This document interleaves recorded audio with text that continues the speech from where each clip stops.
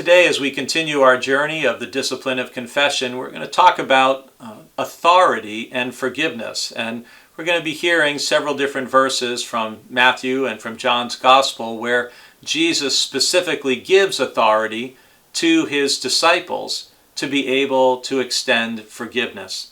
We start in Matthew chapter 16 at verse 19, which is part of the passage where Jesus says to Peter that he is the one who's going to be the rock on whom Jesus will build his church.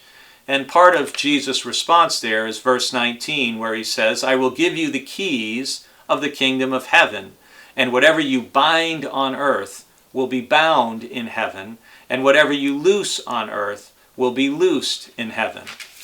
And then in chapter 18, we again hear something similar, where Jesus says, "Truly I tell you, whatever you bind on earth will be bound in heaven, and whatever you loose on earth will be loosed in heaven."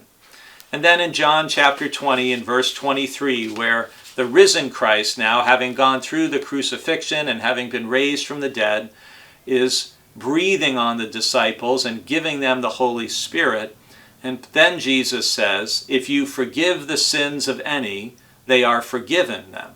If you retain the sins of any, they are retained."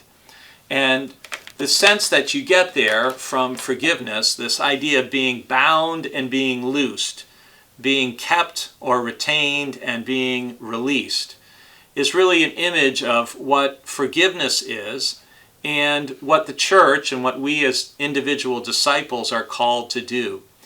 You know, when we fail to forgive someone, what we're doing is we're holding on to what happened. We're holding on to the pain, the hurt, the words that were spoken, what the act was that was done to us, that wronged us or hurt us. Forgiveness is literally to release or to let go.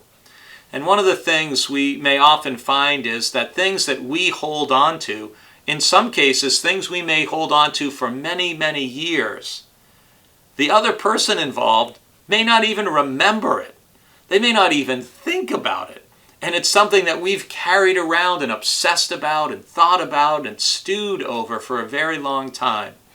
So part of what Jesus is doing, both before and after the resurrection, is reminding the 12 and the disciples, his church, hey, what you bind on earth will be bound in heaven. What you loose will be loosed in heaven. And part of what we want to do is we want to free people from the burden of guilt and of sin by encouraging people to confess it and to let it go so that it can be forgiven and released and gone.